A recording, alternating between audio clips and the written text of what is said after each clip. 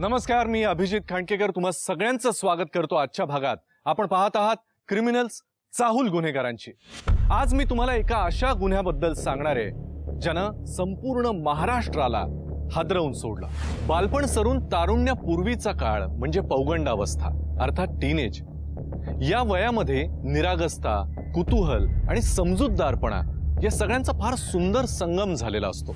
या काळातील संगत, संस्कार आणि अनुभव माणसाचं चरित्र आणि चारित्र्य घडवतात, तर याच काळात मनावर झालेले आघात एखाद्या ओल्या जखमेसारखे आयुष्यभर भळभळत राहतात। आजची ही केस अशाच भावा बहिणींची आहे ज्यांना या काळामध्ये सहन कराव्या लागणाऱ्या मानसिक त्रासामुळे त्यांच्या आयुष्याची वाताहत झाली। चला पाहूया।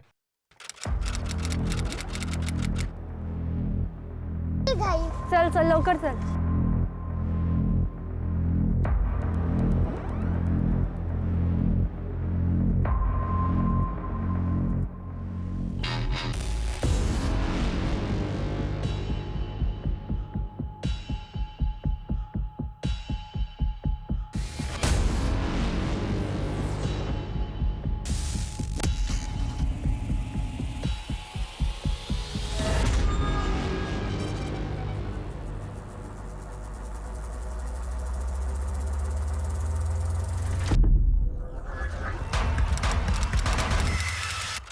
साहेबांची केबिन।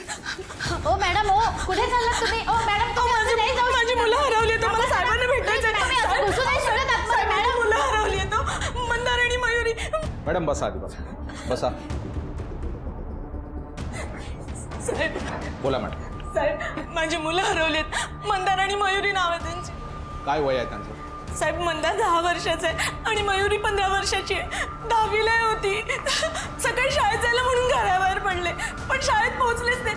म्हणजे शाळेतून त्याचा फोन आलेला तेव्हा कळलं मला। कुणा मित्रमैत्रिणीकडे गेले असते, विचारपूस केली का तुम्ही? साहेब, सगळ्यांना विचारला मी, तिच्या मित्रमैत्रिणींना, नातेवाईकांकडे पण चौकशी केली, पण ते कुठेच नाही येतो। तुम्ही कोण? मी नीला, मुलांची आत्या। त्यांचे वडील कुठे आहेत? साहेब, ते मुंबईत असता जॉब करतात। तिथे गेले असतील? नाही हो साहेब, लहान आहे तो माझी मुलं, इतके लांब न सांगता जाणारच नाही ते। बरं ठीक आहे, त्यांचा फोटो आहे का तुमच्याकडे? हे बघा, ही मयुरी 15 वर्षाची आणि तो मंदार। बरं, त्यांच्याकडे मोबाईल फोन वगैरे आहे का? नाही हो साहेब, शाळेत अलाउड नाही म्हणून आम्ही नाही दिला। मला सांगा, तुमचं कोणाशी भांडण, कोर्ट केस, मुलांना कोणी? नाही हो साहेब, असं कोणाशीच भांडण वगैरे नाही आमचं। खंडणीसाठी फोन वगैरे आला होता? नाही हो, असं काहीच नाही। मुलांना शाळेत कोणाकडनं काही त्रास? नाही हो साहेब, काहीच नाही त्रास। मयुरीचं कोणासोबत अफेअर? नाही हो, माझी मुलगी साधी सरळ आहे, अशी स्वतःहून कोणत्या मुलाशी मैत्री पण करायला जात नाही ती। पण हा साहेब, एक मुलगा मागे लागलेला, राज हे नाव त्याचं, पण ना तो मागे लागायचा तरी माझी मुलगी त्याच्याशी बोलायची पण नाही। तिने कितींदा नाही म्हटलं तरी तो तिला भेटायचा, बोलायचा प्रयत्न करायचा साहेब। अजून कोणावर संशय? हो सर। अहो वहिनी, काय नाटक लावलंय? हा, तुमच्या या सगळ्या प्रॉपर्टीवर तुमच्या या भावांच्या मुलांची वारस म्हणून नावं लावली। 5 वर्षापूर्वी दादा वारला, तुम्हाला तर मूल बाळ नाही। किती वेळा सांगितलं की माझ्या मुलांना वारस बनवा, म्हणजे ही वडोलोबारची जागा जमीन आहे ना आपल्याच घरात राहील। रमाकांत भाऊजी, तुम्हाला मी 1000दा सांगितलंय, मयुरी आणि मंदारलाच मी वारस बनवणार। मी पण बघतो कशी यांना वारस बनवतेस ती। तुमच्या धमक्यांना ना मी घाबरणार नाही, काय करायचं ते करा, कळलं? कळेलच मी काय करेल ते।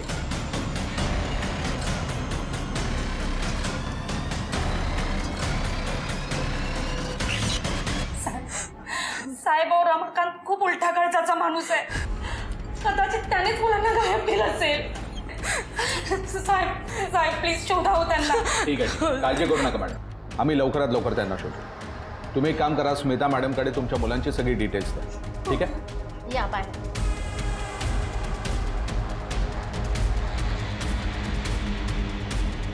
शिंदे, मंदार आणि मयुरीचे फोटो सगळीकडे सर्क्युलेट करा, हॉस्पिटल्स, रेल्वे स्टेशन सगळीकडे, आणि त्या राज आणि रमाकांतला आणा। Yes sir. सर सर मला इथे का बोलवलंय अरे बस! सर सर मी काहीच नाही केलंय. या मयुरीचा तू पाठलाग करायचा जिने तुला नकार दिला होता ती तिच्या भावासकट गायब आहे. काय सर हे काय बोलताय? धक्का बसल्याचं नाटक करू नकोस. खरं खरं सांग, मंदार आणि मयुरी कुठे आहेत? सर सर मला खरंच नाही माहिती सर. मयुरीने तुला नकार दिला म्हणून तू मयुरी आणि मंदारला गायब केलास ना? नाही सर. सर मी मयुरीवर खरं प्रेम करतो सर. आणि आज ना उद्या तिला नक्कीच माझ्या प्रेमाची जाणीव होईल हे मला माहिती आहे सर. मग मी तिला का गायब करेन? जर तू गायब केलं नाहीयेस तर मग तिला अजून कोण त्रास देत होतं? तिच्या वागण्या बोलण्यातून तुला काय जाणवलं होतं? सर मयुरी बरोबर काहीतरी वाईट होत होतं. तिने काही स्पष्ट नाही सांगितलं पण ती जे बडबडत होती त्यावरून तरी असंच वाटत होतं सर. मयुरी अगं काय झालंय? अगं आपली एवढी चांगली मैत्री होती. मी तुला प्रपोज का केलं तू तर मैत्री सोडून टाकली. हे बघ राज, माझा ना प्रेमावर ना विश्वासच उडालेला आहे. कोणीच कोणाबरोबर आयुष्यभर डेडिकेटेड नाही राहू शकत. इथे लोक 20-20 वर्ष एकत्र राहून सुद्धा. जाऊ दे, मला ना ते काही बोलायचंच नाहीये. मी तुला हात जोडून सांगते, माझ्या मागे येऊ नकोस. मयुरी गायब झाली तेव्हा तू कुठे होतास? सर मयुरी गायब झाली तेव्हा गांधी रोडवर नव्हतो मी. आम्ही कुठे सांगितलं तुला ते गांधी रोडवरनं गायब झाली ते? सर ती नेहमी गांधी रोडवरून स्कूलमध्ये जाते सर. मयुरी शाळेत जाताना गायब झाली ते तुला कसं कळलं? कोण सामील आहे अजून याच्यात? कुठे ठेवलंस त्या दोघांना? काय करणार आहेस त्यांचं? सर मी तिला नाही गायब केले. मग कोणी गायब केलं? कोणी किडनॅप केलं तिचं? सर सर मला खरंच नाही माहिती सर. मला खरंच नाही माहिती. नक्की? हो सर. ठीक आहे, आता सोडतोय तुला. पण जोपर्यंत मंदार आणि मयुरी मिळत नाहीत तोपर्यंत शहर सोडून जायचं नाही, कळलं? हो सर. चल एक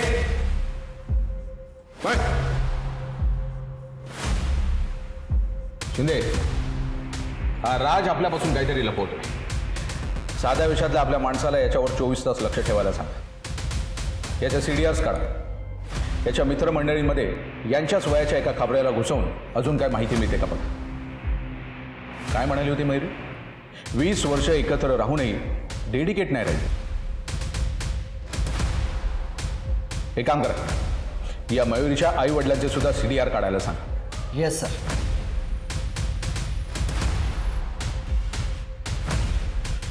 काळजी घेणारी, माया करणारी मोठी बहीण ही जणू आईसारखीच असते. मंदार आणि मयुरीच्या मनावर सुद्धा या अपहरणामुळे मोठा आघात झाला होता. बांधून ठेवलेल्या जागेवरून त्यांची सुटण्याची आशा क्षणोक्षणी कमी होत होती. पण या भावा बहिणींचं नातं इतकं सुंदर होतं की त्यांची एकमेकांना असलेली साथ हीच त्यांच्यासाठी फार मोठी धीराची गोष्ट होती. मंदार आणि मयुरी सोबत जे होत होतं त्याला जबाबदार नक्की कोण होतं? जे झालंय ते टाळता येणं शक्य नव्हतं का, असा सगळेजण विचार करत असतानाच एक भयानक घटना घडली ज्याने सगळेच सुन्न झाले.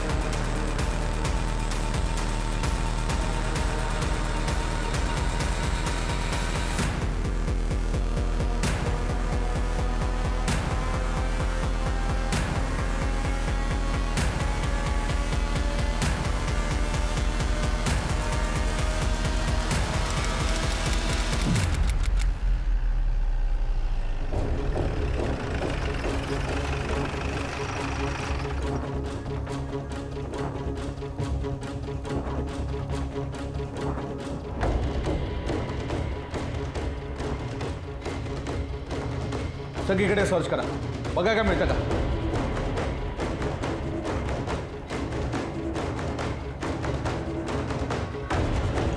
सर या स्कूल बॅग्स.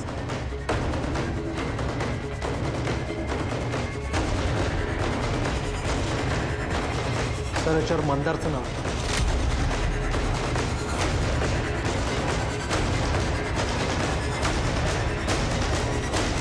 सर याच्यावर मयुरीचं नाव लिहिलं.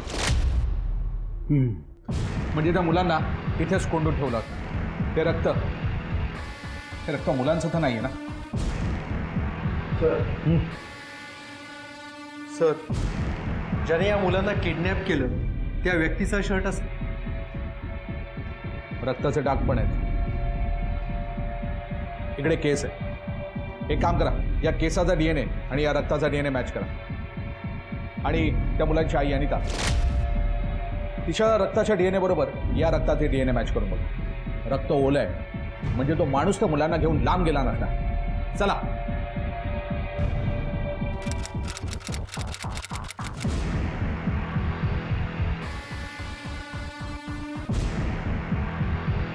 एक काम करा पाटील, आणि तुम्ही माझ्याबरोबर या. शिंदे, तुम्ही बगाट्यांना घेऊन तिकडे सर्च करा. आणि हो, जंगली जनावरांपासून सावध राहा.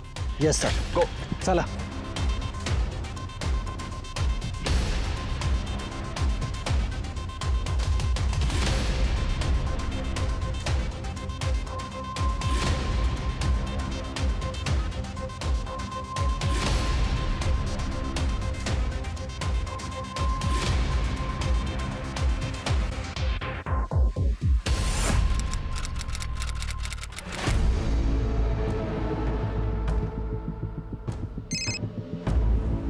हा बोल ग.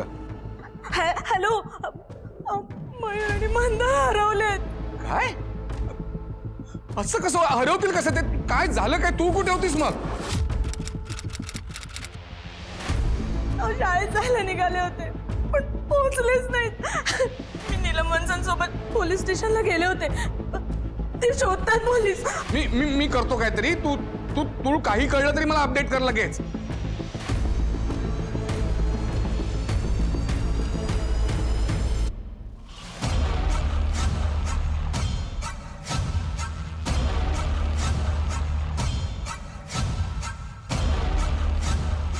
असं कसं होईल?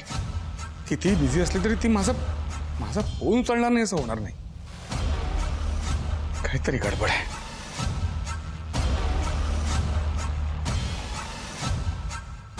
हा, माझं चंद्रपूरला जायचं तिकीट बुक कर लवकरात लवकरच. अर्जंट आहे.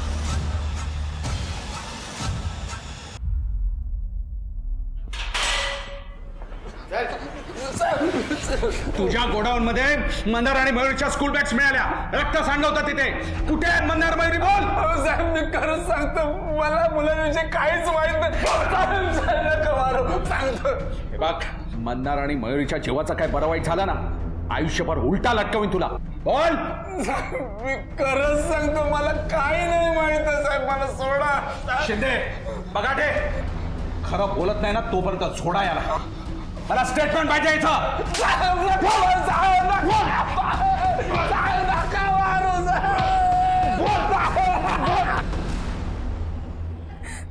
नमस्कार, मी अनिता सावंत. माझी मुलं मयुरी आणि मंदार ज्यांच्या कोणाच्या ताब्यात आहेत त्यांना मी हात जोडून विनंती करते, माझी मुलं मला परत द्या. हे बघा, आमचं कोणाचं काही चुकलं असेल ना तर आम्हाला शिक्षा द्या, पण प्लीज माझी मुलं सोडा. मला परत द्या त्यांना. हे बघा, ही मयुरी, ही माझी मुलगी, आणि हा मंदार माझा मुलगा. प्लीज प्लीज त्यांना काही करू नका. सर गोडाऊनमध्ये सापडलेल्या रक्ताचा DNA आणि त्याच्या DNA बरोबर मॅच झाला नाही. म्हणजे मंदार आणि मयुरीवर हल्ला झाला नाहीये, दोघेही सेफ आहेत. गुड. पण सर गोडाऊनमध्ये जो शर्ट सापडला होता त्याच्यावर जो केस होता त्याचा DNA आणि त्या रक्ताचा DNA मॅच झाला.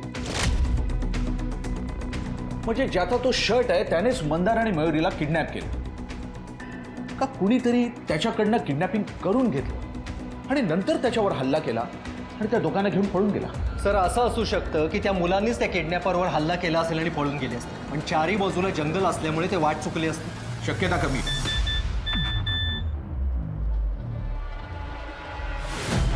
शिंदे, अशा लहान मुलांना गल्फमध्ये विकणारी टोळी ऍक्टिव्हेट झाली आहे अशी इंटेलिजन्सकडनं माहिती आहे.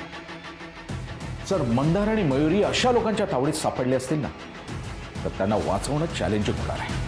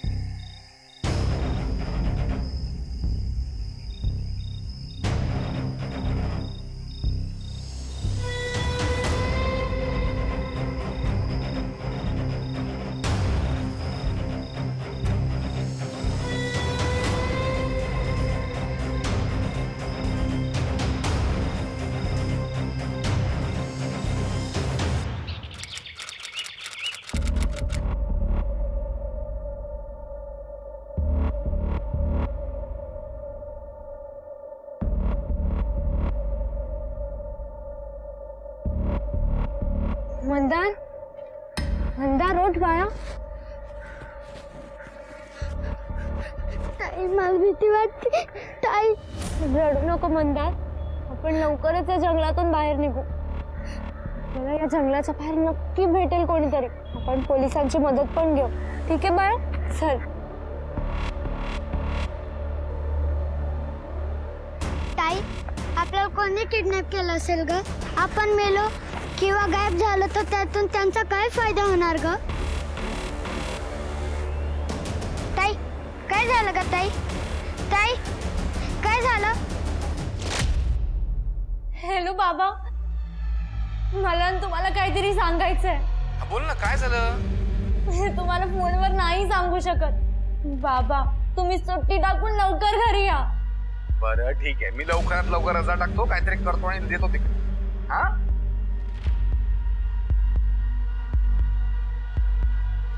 बाबा ती कोण आहे? कुठे? इकडे कोण नाहीये. हे इकडे कोणी नाही आहे, एकटा तर राहतो मी. मी आता बघितलं तिथे कोणीतरी होती. तुला भास झाला असेल काहीतरी. खरं सांगू, तुम्हाला खूप मिस करतोय मी, आणि तुम्हाला पण घेऊन येणार आहे इकडे. पण आता काम आहे, आता ठेवतो मी. आल्यावर बोलू. Bye bye bye bye.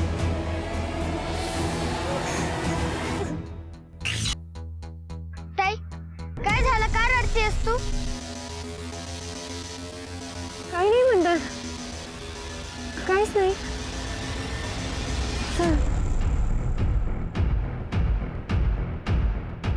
Sir, Mandar आणि मयुरीच्या आई वडिलांच्या सीडीआरचा डिटेल स्टडी सुरू आहे. त्याच्यावरनं अशी गोष्ट लक्षात आली की अनिलचं मुंबईत मेघा नावाच्या मुलीबरोबर अफेअर चालू. तर त्यांचे काही मेसेज रिट्रीव्ह झाले, त्याच्यावरनं कन्फर्म झालं. आणि खबऱ्यातकडनं अशी माहिती मिळाली आहे की ते दोघं बिन लग्नाचं एकत्र राहते. आणि सर, महत्त्वाचं म्हणजे ही मेघा 2-3 दिवसापूर्वी चंद्रपूरमध्ये आली. अनिल बरोबर? नाही सर, एकटीच लॉजमध्ये उतरली. बोलवा. Yes sir.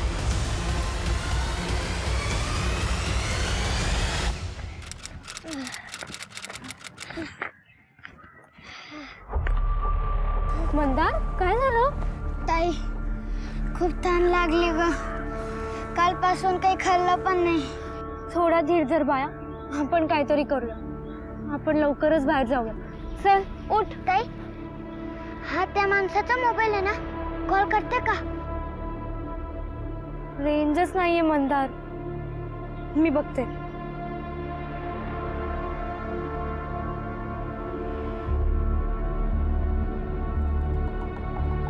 मंदार रेंज आली, थांब.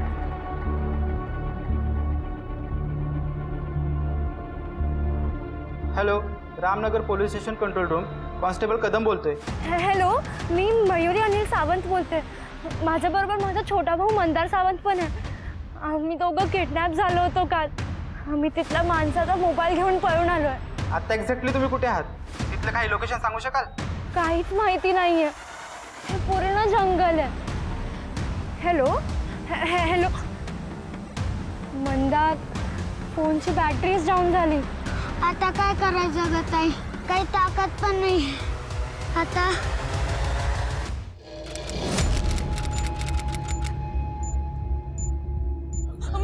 आपली मुलगी मी आलो ना आता हा बघूया आपण काढूया शोधून या बघूया कोण आहे साहेब साहेब मी मंदार मयुरीचा बाबा मी मुंबईला असतो आता स्टेशनवर उतरलो डायरेक्ट इकडेच आलो. काय कळलं बसा बसा हे आपलं राहील. साहेब काही कळलं का तुमच्या मुलीने मयुरीने त्या किडनॅपरच्या मोबाईलवरून कंट्रोल रूमला कॉल केला होता. त्या किडनॅपरच्या तावडीतून दोघेही सुटले पण जंगलात कुठेतरी रस्ता हरवला. आम्हाला त्यांचं लास्ट लोकेशन कळलंय आणि आम्ही लवकरच लवकर त्यांना शोधू. जंगलात हरवलेत साहेब आम्हाला पण घेऊन चला ना. मॅडम रिलॅक्स आमची टीम त्यांना शोधते. पण मला सांगा तुम्ही अंशुमनला ओळखता का? अंशुमन नाही हो का ज्या मोबाईलवरून तिने कॉल केला होता तो कोणा अंशुमनच्या नावाने रजिस्टर. नाही हो अशा कुठल्या अंशुमनला नाही ओळखत नाही. म्हणजेच त्या अंशुमन बरोबर अजून कोणीतरी सामील आहे. तुम्हाला कोणावर संशय? संशय अहो, पण मला- नाही असं अहो पण मला इथे का घेऊन आलात? अहो मला-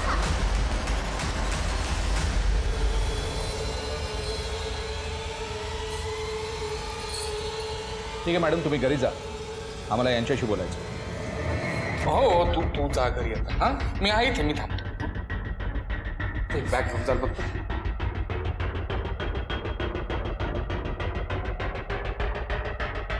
या केबिन मध्ये बसून बोलू.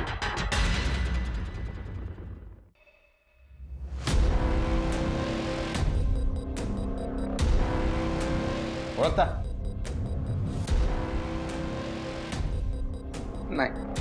नाही नाही साहेब.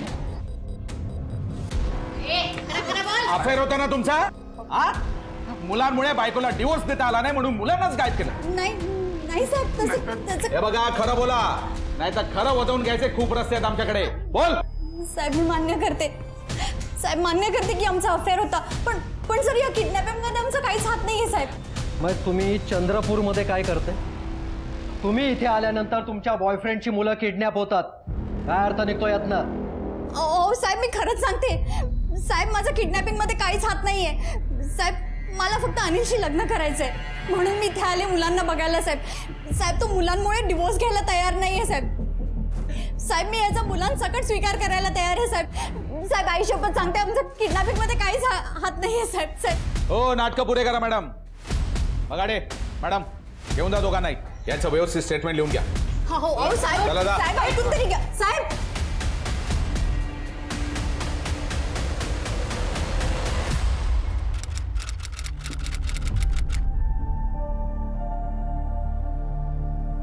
ताई मला माहिती तू कसला विचार करतेस. तू आईच्या वागण्याचा विचार करतेस ना.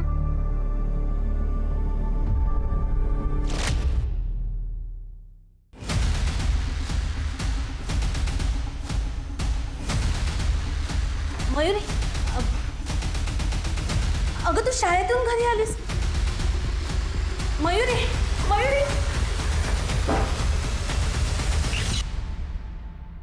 ताई मला माहिती आपली आई खूप बदलली आहे म्हणून तू पण खूप डिस्टर्ब झालेस ना. आईनेच तर नसेल पाठवलं त्या किडनॅपर्सला. नाही मंदार कोणतेच आई वडील आपल्या मुलांबरोबर असं करत नाही. तू विचार करू नको. चल लवकर. सर मुलांच्या आईचा अनिताचा CDR चेक केला. त्याच्यावरनं अशी एक गोष्ट लक्षात आली आहे की अनिता दिनेश नावाच्या माणसाबरोबर रात्री तासनतास गप्पा मारली आणि खबऱ्यांकडनं माहिती मिळाली की दिनेश आणि अनिताचा अफेअर चालू. याचा अर्थ या दिनेश आणि अनिताचा पण मुलांच्या किडनॅपिंगमध्ये हात असू शकतो. एक काम करा या दिनेशला शोधायला लावा. आपण परत एकदा जंगलात जाऊ. या मुलांचं सापडणं खूप गरजेचं आहे. नियतीचा खेळ फार विचित्र असतो. जेव्हा संकट संपलं धोका टळला असं वाटत असतं त्याच वेळेला दबा धरून बसलेला काळ पुढे येत असतो. मंदार आणि मयुरीचंही तसंच झालं होतं. गोडाऊन मधून ते किडनॅपरच्या ताब्यातून तर सुटले. वय इतकं कोवळं असूनही मोठ्या धाडसानं स्वतःची सुटका करून घेत जंगलामध्ये पायपीट करत राहिले. भीती मनामध्ये असूनही शेवटी जगण्याची आस त्यांना अशक्य ते करायला भाग पाडत होती. त्यांच्यावर काळ तर आला होता पण वेळ आली होती का? ताई हातान लागली ग. कस तरी पण होत. चाललं नाही जाऊ शकत. थांब मंदार मी त्यासाठी पाणी शोधते. बस थांब.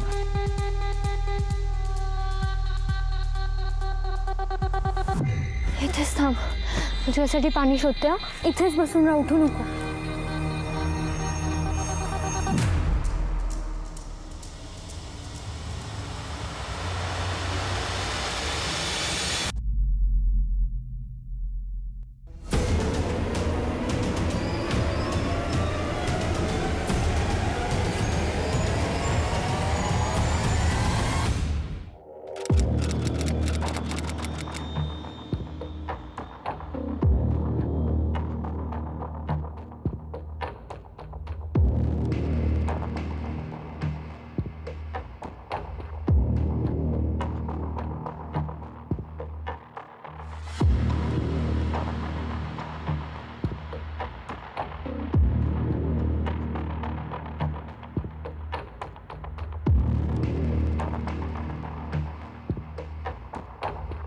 मंदार, मंदार, मंदार बाळा, मंदार बाळा उठ. काय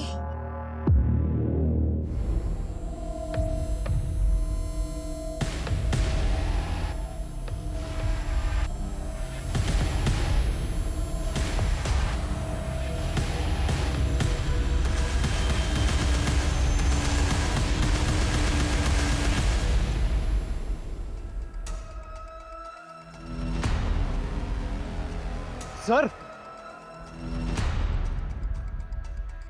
पाटील मॅडम चेक करा. हो सर.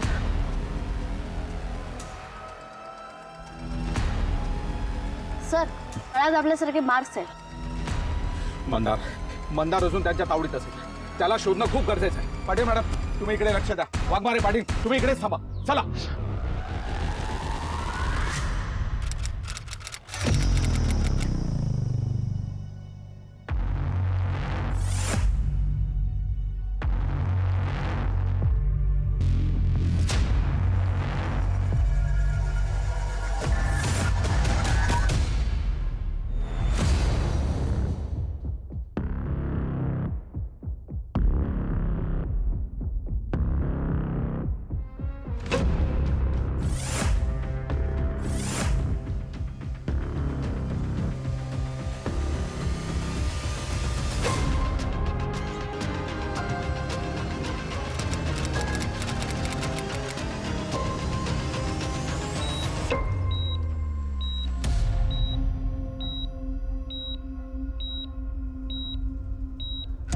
ऑफिसर, 24 तासापेक्षा जास्त वेळ झाला आहे. पोटात अन्नाचा एक कण नाही, पाण्याचा एक थेंब नाही. त्याच्यामुळे बॉडी डिहायड्रेट झालेली आहे. पण घाबरण्याचं काही कारण नाही. तो लवकरच रिकवर करेल.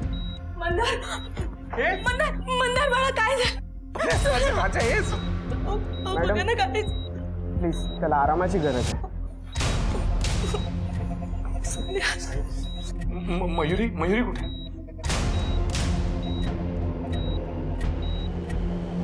चला आमच्या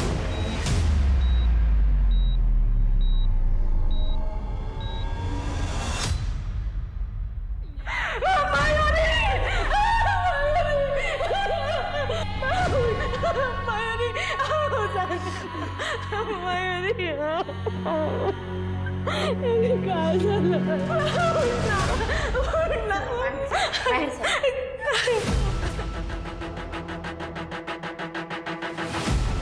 सर, अंशुमनचा मोबाईल ऑन झाला.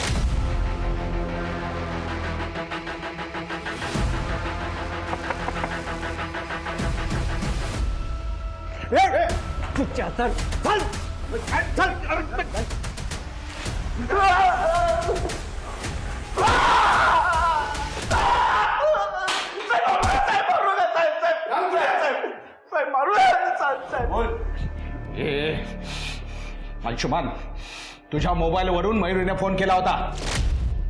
मदत पाहिजे म्हणून. किडनॅपरचा मोबाईल घेऊन पळाली असं सांगितलंय तिने. बोल, कुणाच्या सांगण्यावरून गायब केलास? बोल. साहेब मला काय माहिती नाही साहेब. इतके पुरावे समोर ठेवून पण खोटं बोलतोस? हा? सांगतो. दिनेशने मला मयूर यांनी मंदारला किडनॅप करून विकून टाकण्याची सुपारी दिली होती. संशय रमाकांतवर जावा म्हणून दिनेशने त्याच्या बंद असलेल्या गोडाऊनचं कुलूप तोडून मुलांना तिथे ठेवण्याची व्यवस्था केली होती. मुलांच्या स्कूल बॅग तिथेच टाकून मी मुलांना गल्फमधल्या एका एजंटला विकून टाकणार होतो साहेब. नंतर विकून टाकायचं होतं साहेब. ती चुकून मेली साहेब, ती चुकून मेली. त्या दिनेशने तुला किडनॅप करायची सुपारी दिली होती ना, मग विकायला का सांगितलं? बोल. मला नाही माहिती साहेब, मला नाही माहिती. दिनेशचा नंबर दे.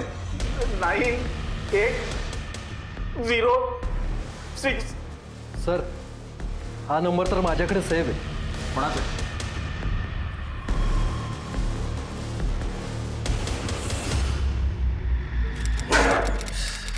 अंशुमन ओळखतोस? कोण अंशुमन? नाही मी नाही ओळखत. मंदार आणि मयुरीचं किडनॅपिंग करायला ज्याला सुपारी दिली होतीस तो अंशुमन. साहेब साहेब साहेब बोल. सगळं खरं सांगतो. बोल. सर, माझं आणि अनिताचं एकमेकांवर खूप प्रेम आहे साहेब. मला अनिताबरोबर लग्न करायचं होतं साहेब, पण मुलांची जबाबदारी नको होती. म्हणून मी प्लॅन केला आणि हे सगळं झालं तर अनिता तिच्या नवऱ्याला सोडून दिलं आणि माझ्याशी लग्न करेल. अनिताला याच्याबद्दल काय माहिती आहे? नाही साहेब, आणि अनिताला यातलं काहीही माहिती नाही साहेब. आणि जर तिला कळलं असतं ना साहेब तर तिने माझ्याशी लग्नच केलं नसतं साहेब. साहेब, या सगळ्याचं प्लॅनिंग मी एकट्याने केलं आणि एकटाच जबाबदारी ह्या सगळ्याला. एकट्यानेच प्लॅनिंग केलं ना, आता जेलमध्ये पण राहा एकट्यानेच.